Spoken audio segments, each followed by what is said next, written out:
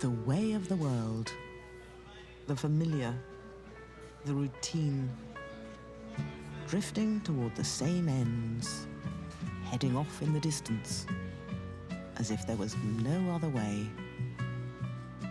But when you meet Christ, you realize there's a different direction. A guide that invites you on a countercultural pilgrimage. You find a sweet harmony in conversation, in step with him. You realize the blessing that it is to be near to him. He asks you to drop everything, to follow the path toward him. And while the walk is certainly not without its challenges, you are not left unattended. But it's easy to lose focus. It may not be intentional, but if you're not disciplined to move, the gap can widen, and you'll become used to your callousness. He desires to have you close, and you remember how pleasing it is. But the affairs of the world can become rather overwhelming, and there are times when you feel trapped, times when you get preoccupied, distracted, pushed, pulled, bogged down, and you realize the instant that you're not actively moving toward him, you're moving away from him.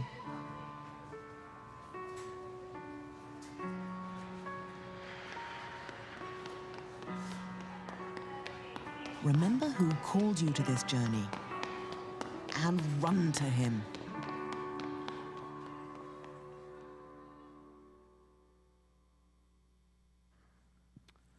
All right.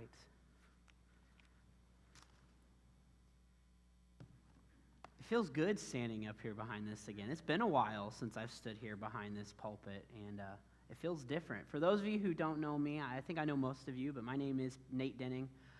I was the youth and children's pastor here at Mcon for a little while, and they finally got rid of me and sent me off to Evansville to start a new church, and we've been there for 3 years now, and it's wonderful, and we enjoy it, and we are truly thankful, though, for this church, because it was here that we kind of matured enough to kind of attempt to do that down there, and so my wife and kids aren't with me tonight. They are home. They're due to some whiny baby stuff, and you know, when I'm up here preaching, my wife is alone with 4 children by herself, and she just said, if I'm going to have to sit in the nursery, I'll just stay at home, and we'll do a little study together as a family, and so that's what her and the kids are doing. But they do extend their appreciation and love to all of you here.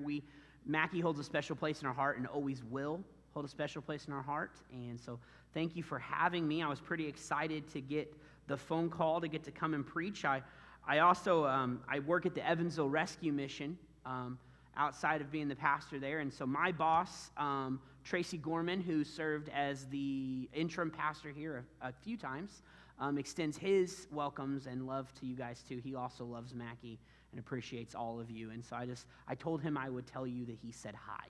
So that way when I go to work tomorrow and he asks me, I can say, yes, I told them you said hi. So Tracy says hi.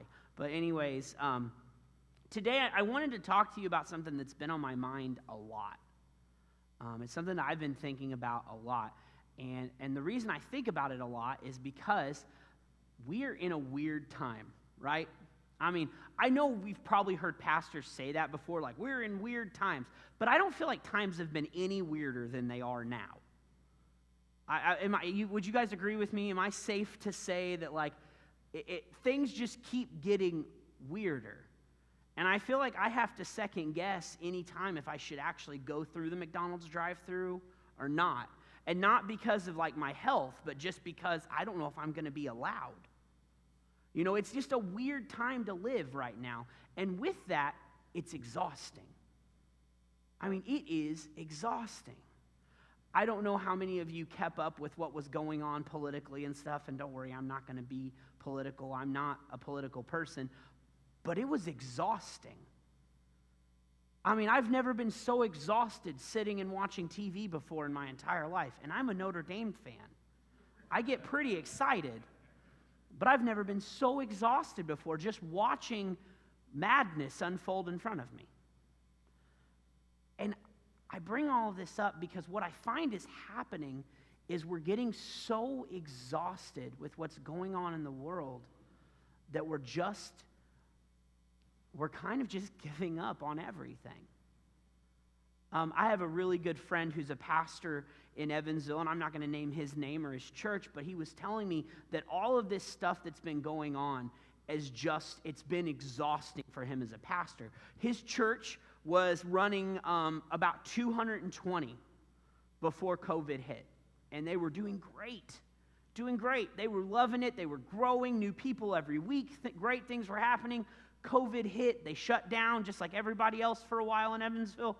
They went through the motions. They opened back up, and now they're lucky if they break 90. And he said that part of it, you want to rationalize, okay, people are just scared.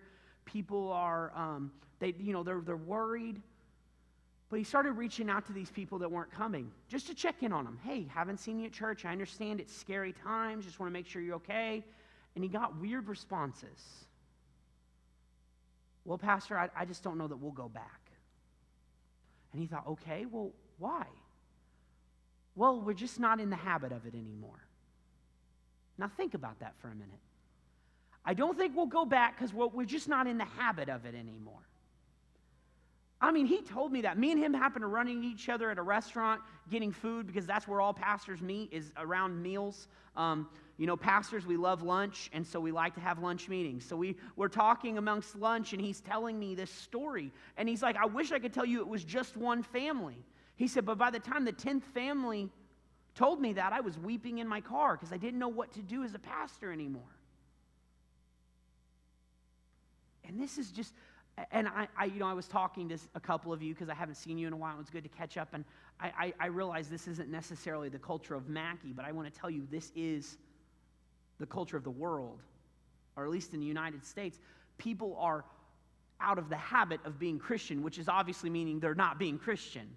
We can't get out of the habit of being Christian. It's who we are. But because we're not in our habits, we let this stuff slide. And I thought this video I showed was a beautiful illustration of us. If we're not actively working towards God, we're moving away from Him. I've said this before. I'll say it again. There is no stagnant in our relationship with God. You're either growing closer or farther away.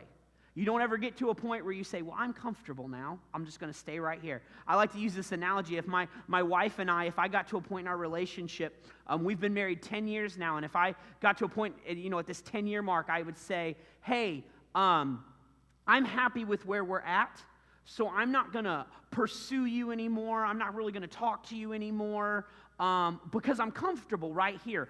That's not going to go well, right? If you're questioning that, man, it will not go well. Just telling you, that will not go well. No, it won't. It's not how relationships work. We need to be progressing and growing together, because if not, we'll be growing apart.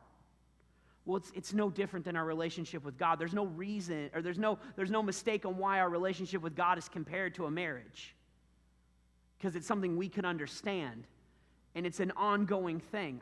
Just like I have to continue to talk to my wife to grow closer to her, I got to continue to be connected with God to grow closer to Him. And so today I wanted to bring you, it's a lengthy passage, but it's the end of 2 Timothy. And what is going on here is Paul is finishing up his second letter to Timothy. And if you're not familiar with Timothy, Timothy is a young minister who Paul had kind of taken under his wing. Timothy was someone that people kind of felt, they had a hard time with Timothy, and let me explain why. Timothy didn't really fit into a neat category. He was half Jew, half Gentile. And so the Gentiles didn't want him because of the Jew part, and the Jews didn't want him because of the Gentile part. So Paul said, well, I'll take him. Because, Paul was like, hey, I don't care, let's do it. So he raises Timothy up, and then he leaves Timothy to pastor a church. This young man who doesn't really know what he's doing, who's rejected by both groups, he says, all right, good, you're in charge. And he writes him these letters of encouragement. NYI, you'll know one of our main themes comes out of 1 Timothy when it says, don't let anyone look down on you because you are young, but set the example for the believer. That's out of 1 Timothy. Well, in 2 Timothy, Paul is kind of finishing up what's going on. And I picked, we're actually going to read all of verse 3, or all of chapter 3 and part of chapter 4. And like I said, it's a little lengthy, but I want to start off by saying Paul is going to talk about the last days. I'm not necessarily saying we're in the last days, but I'm also not saying we're not in the last days, okay? I just want to make that clear. I'm not making a clear statement one way or the other. We very well could be.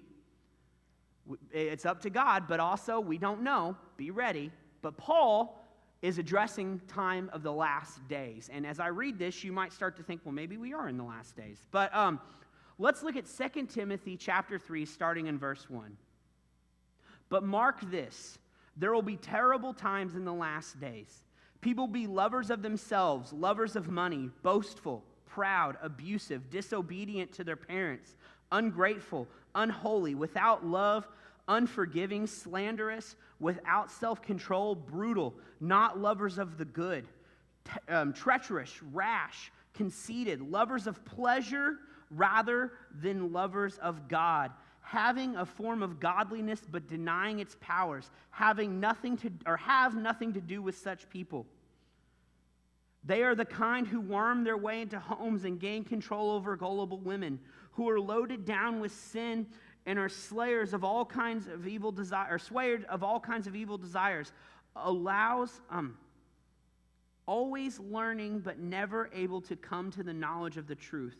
Just as Jannes and Jambres opposed Moses, so also these teachers oppose the truth. They are men of depraved minds, who as far as the faith is concerned are rejected. But they will not get very far, because, as in the case of those men, their folly will come clear to everyone. You, however, know all about my teachings, my way of life, my purpose, faith, patience, love, endurance, persecution, suffering, what kinds of things happened to me in Antioch, Iconium, and Lystra, the persecutions I endured, yet the Lord rescued me from all of them. In fact, everyone who wants to live a godly life in Christ Jesus will be persecuted. While evildoers and impostors will go from bad to worse, devouring and being deceived. But as for you, continue in what you have learned and have become convinced of, because you know those from whom you learned it, and how from infancy you have known the Holy Scriptures, which are able to make you wise for salvation through faith in Christ Jesus. All Scripture is God-breathed and is useful for teaching, rebuking, correcting, training in righteousness, so that the servant of God may be thoroughly equipped for every good work. We're going to keep going into 4 here. In the presence of God and of Christ Jesus, who will judge the living and the dead, and in the view of his appearing and his kingdom, I give you this charge. Preach the word. Be prepared in season and out of season. Correct, rebuke, and encourage with great patience and careful instruction. For the time will come when people will not put up with sound doctrine. Instead, to suit their own desires, they will gather around them in a great number of teachers who say what their itching ears want to hear. They will turn their ears away from the truth and turn aside to myths. But you, keep your head in all situations, endure hardships, and do the work of an evangelist. Discharge all the duties of your ministry. For I am already being poured out like a drink offering, and the time of my departure is near. I have fought the good fight. I have finished the race. I have kept the faith. Now there is in store for me a crown of righteousness, which the Lord, the righteous judge, will award me on that day. And not only me, but also to all who have longed for his appearing.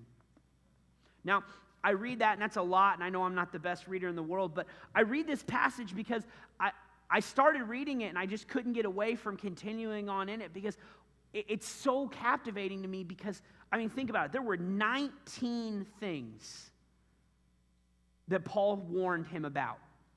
19 things that he warned him about.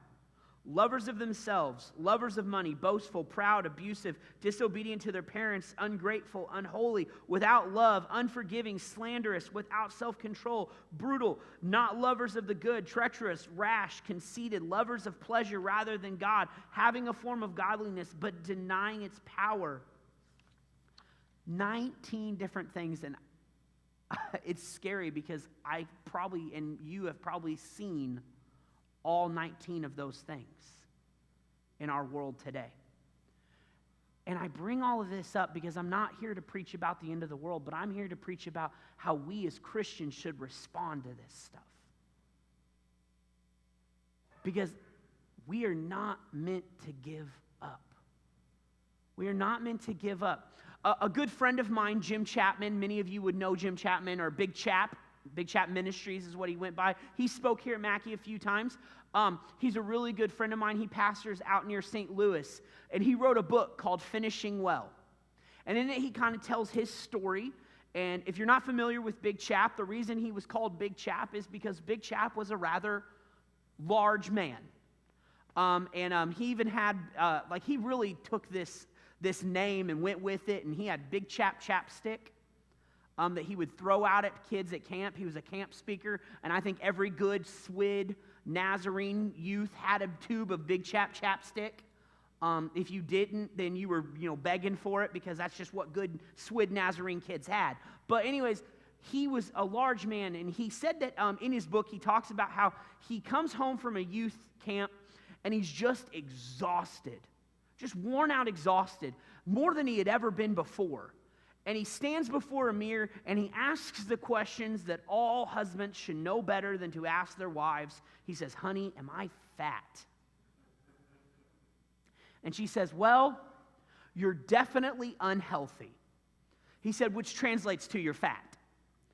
And he said this started a journey for him to lose weight. And he talks about how he was determined he was going to lose weight, but he was not an overly athletic man, especially not a runner. He liked baseball, more watching it than playing it, but he liked baseball and those kind of things. But running was just, from base to base was fine, but beyond that, there was really no need for it. And he joined this weight loss group that he had heard about. Someone in his church was talking about it. She was talking about how she had lost 60 pounds in this program. And he thought, yes, this is the program for me. I need people. I need motivation. So he goes to this meeting, and he was the only man at this meeting. It was just a bunch of women and him. But he continues to do it.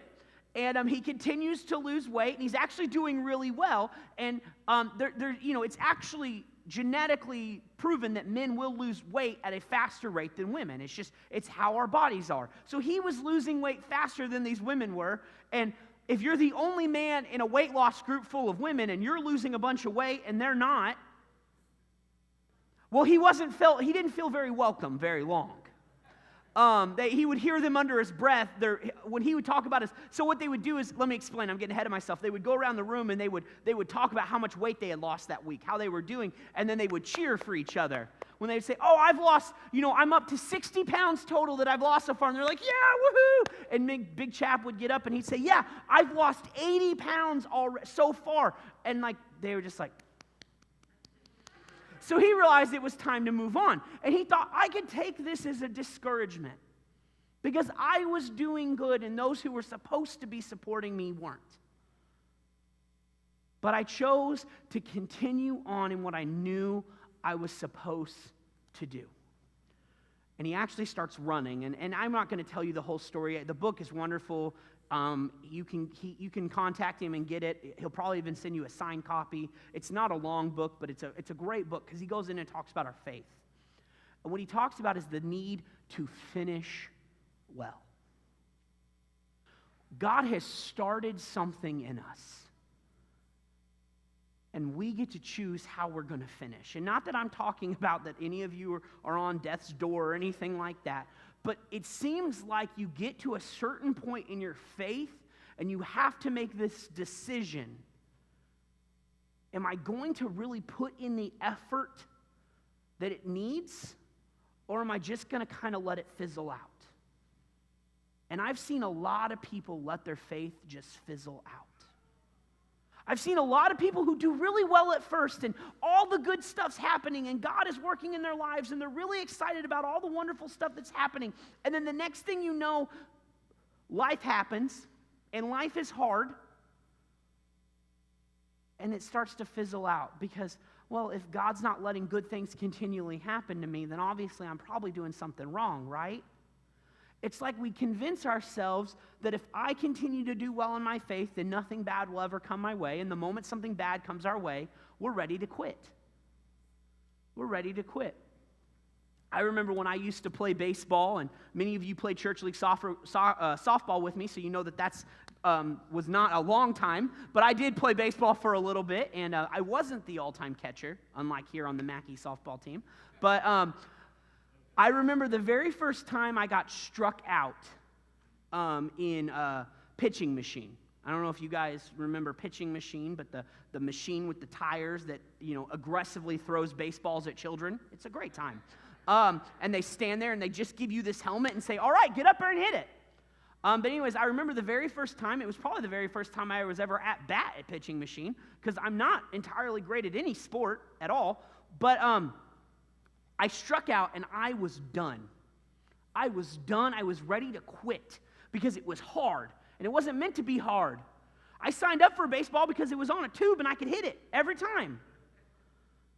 And now they're throwing it at me. What is wrong with these people? And I was ready to quit. And my dad was my coach. And my dad, if you've never met my dad is a country man through and through. And in those days, he was more country than he is now. And he walked up to me, and we had bright yellow T-shirts. Every baseball team at Park and Rec had a color.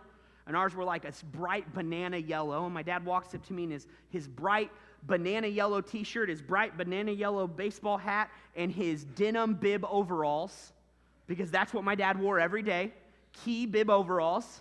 And he walks up to me and he says, "You're not quitting." And my dad is not a baseball coach. He was only our coach because no one else would do it, and he was willing to do it. He knows probably less about baseball than I do, which isn't a lot. But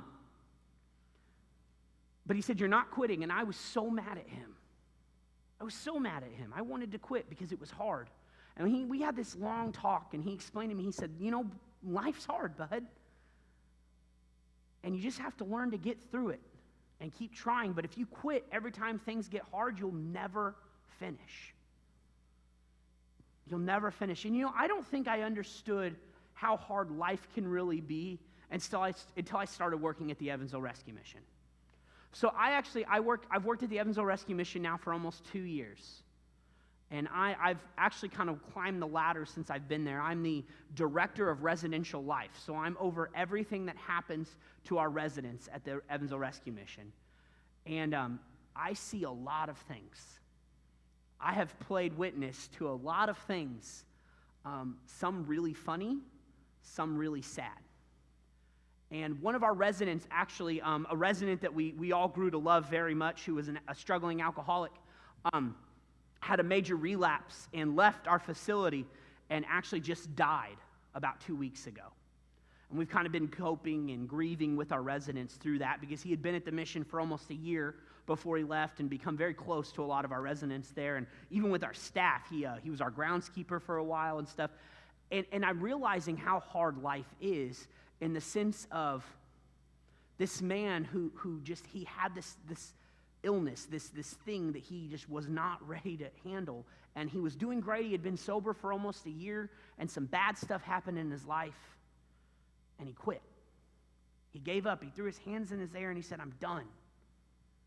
And he went right back to the things he was doing before. And I don't know how much you guys know about addiction, and this isn't an addiction-based class, but I've learned a lot since I've started working there. And when you're dealing with an addiction and you go back to it, you don't start over. You pick up right where you left off. And so he goes right back into this life of heavy drinking and drug using, and he overdosed and died. And it was an eye-opener for a lot of us. This wasn't the first resident that we've had that this has happened to, but it was the first one that had been there for a long time, that we had grown really close and seen a lot of progression in. And it made me think about this, though, that we do this kind of stuff when we're Christian. we grow in God and we grow in God and we grow in God, and things get hard.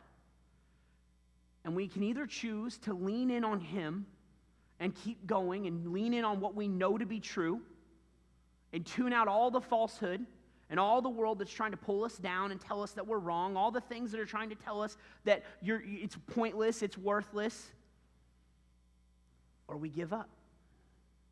We give up and we walk away. We say it's not worth it. And this doesn't happen immediately. Sometimes it's a slow fade. I think Casting Crowns has that song, Slow Fade, where they talk about it.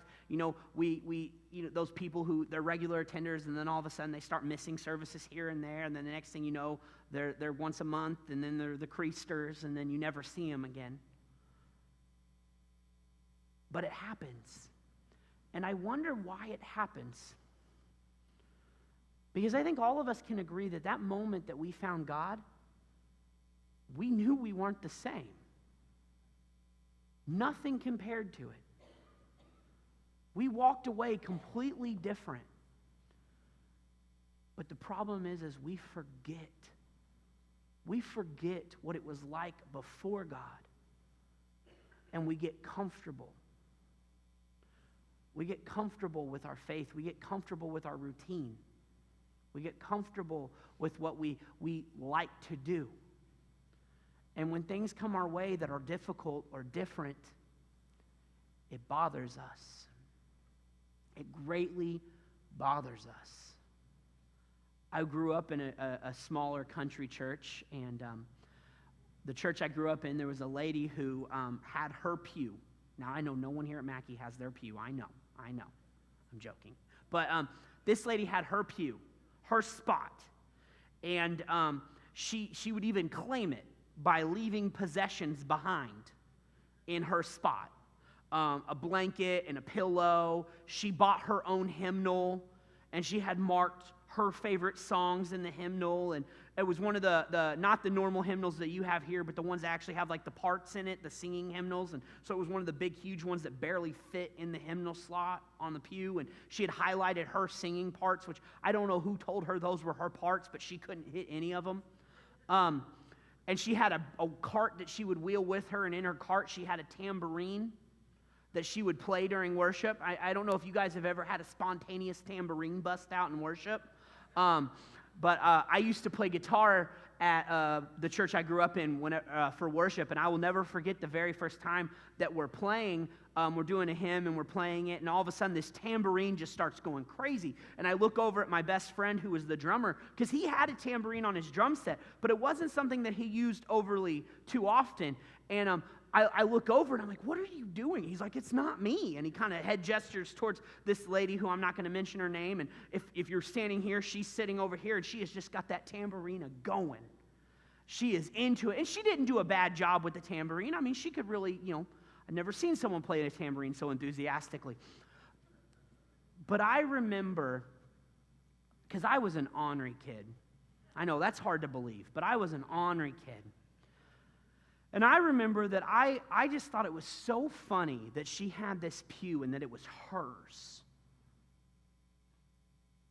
And I remember that I had convinced the entire youth group. I was an ornery kid. I convinced the entire youth group to fill that entire pew up on a Sunday morning so that she couldn't sit in her seat. Because why? I don't know. I was ornery. I probably needed a spanking. I can say that now as a parent. I get it. But we filled up that entire pew, and I was sitting in her spot. I might have even had her blanket draped across my legs. I was that kind of kid.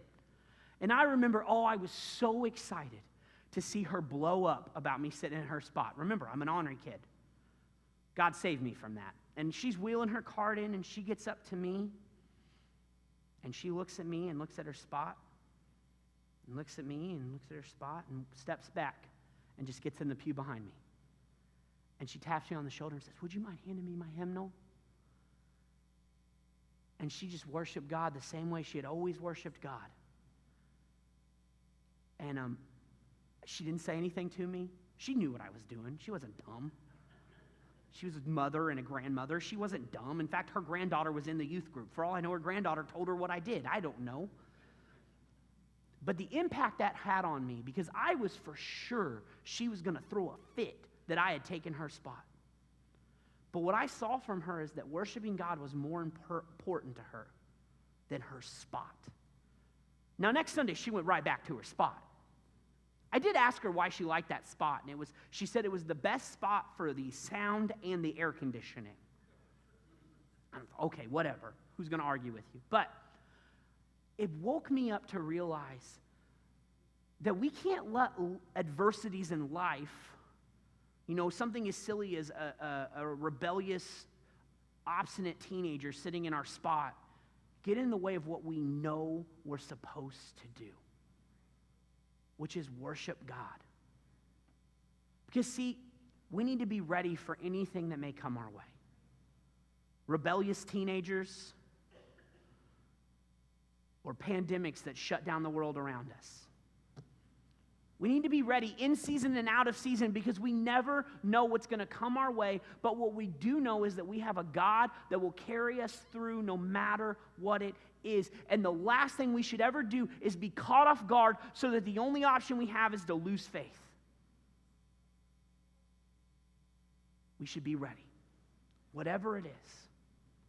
Because we want to get that reward that we can receive when we stand before Him at the gates and we hear those words that we've all wanted to hear, well done, good and faithful servant. I mean, that to me is finishing well. I have one more story. You guys know me, I like stories. So it was actually here at this very church that we started this thing that I look back now and realize that it was only of Satan that we must have done it, and it was called the challenge. I don't know if you guys remember this, but back to weight loss, we were going to do this weight loss challenge. Does anybody remember this? Here at the church, we did the challenge. No, that's fine. It probably traumatized you enough that you took it out of your mind. But I let one of our pastors, I won't name who, convince me that we should end this challenge by running a 5K together. I'm not a runner. And let me put it this way. I've tried to be a runner. I really have. I've attempted to be a runner many times in my life.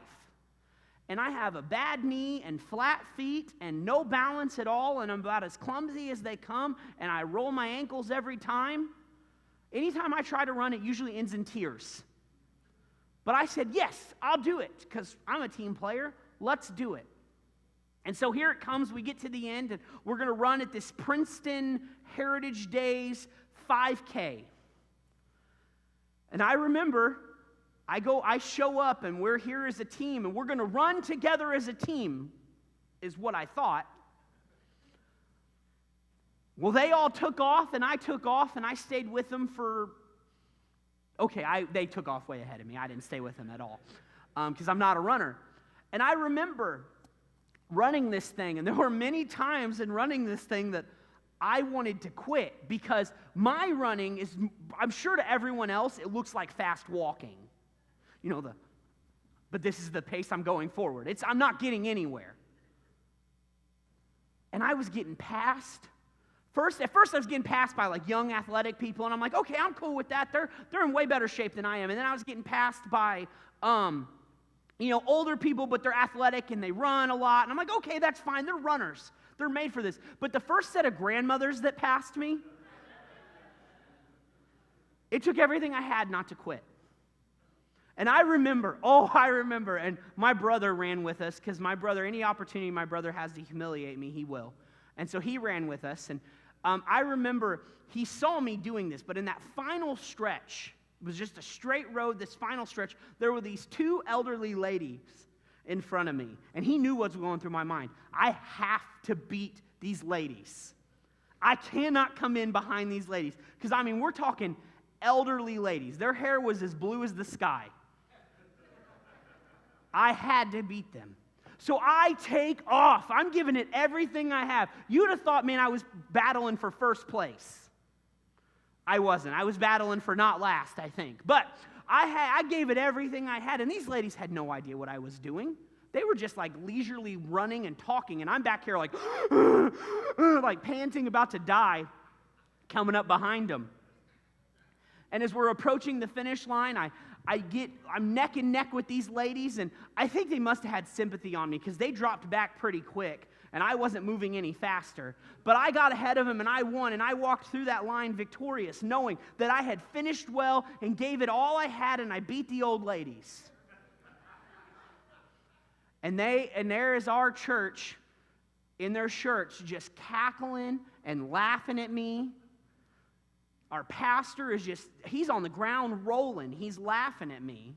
It was just really ungodly of him. But I knew I had to finish well. I knew I couldn't just quit. I had promised, I had given my word that I would do this. And I knew it would be good for me, even if it was difficult, even if it hurt, even if it was hard. I knew that I would never be happy with myself if I didn't finish strong.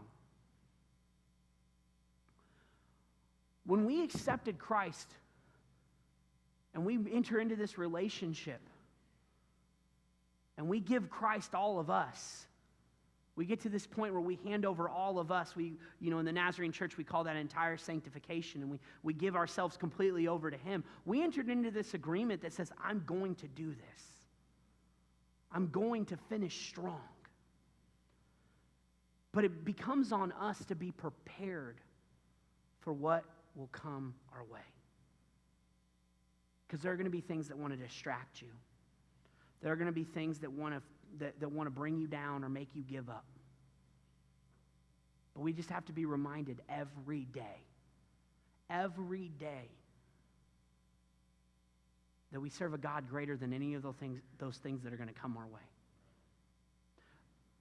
The children's pastor in me likes to reflect back on some of our greatest teachings in the church, VeggieTales. Okay, maybe not our greatest teachings in the church, but yeah, they're getting excited.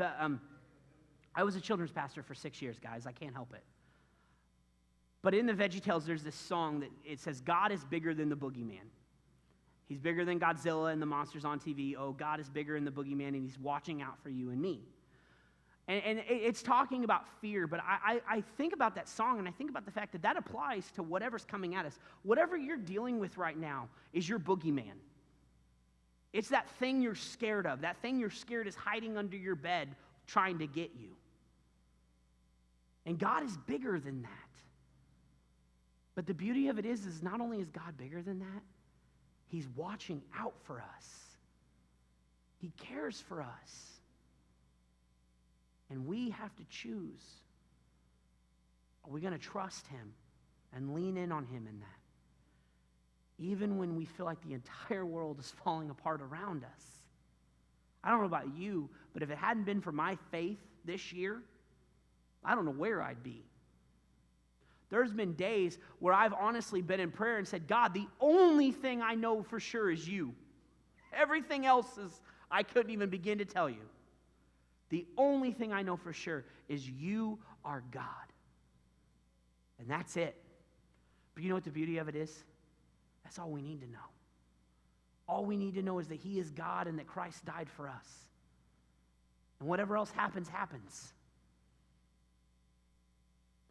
What is it Paul says? To live as Christ, to die as gain. Whatever comes our way. As long as we know who He is, that's all that matters. Let me pray with you guys. Dear Lord, we just come to You and we thank You for everything You do for us, Lord. Lord, I ask that You just be with us today. And Lord, I ask that You just help us in everything we do. Whatever comes our way, whatever we face, help us to not drift farther away from You, but to progressively come closer to You in everything we do, to work closer to You in everything that comes against us. Let us fix our eyes on You. And Lord, as we see these ones who are lovers of themselves and lovers of money and so on throughout that list of 19 things that You warned us about, Lord, as we see these things in our world, let us not be tempted by those things, but to stand firm against such things. To be able to see clearly that these things are not of You. And to know what is of You. To be able to stand and know that whatever comes our way, You are with us. Lord, search us and help us to find anything in our lives that maybe has taken priority over you. And help us to make sure that you stay number one in all that we do and all that we seek. We love you and we ask this in Jesus' name. Amen.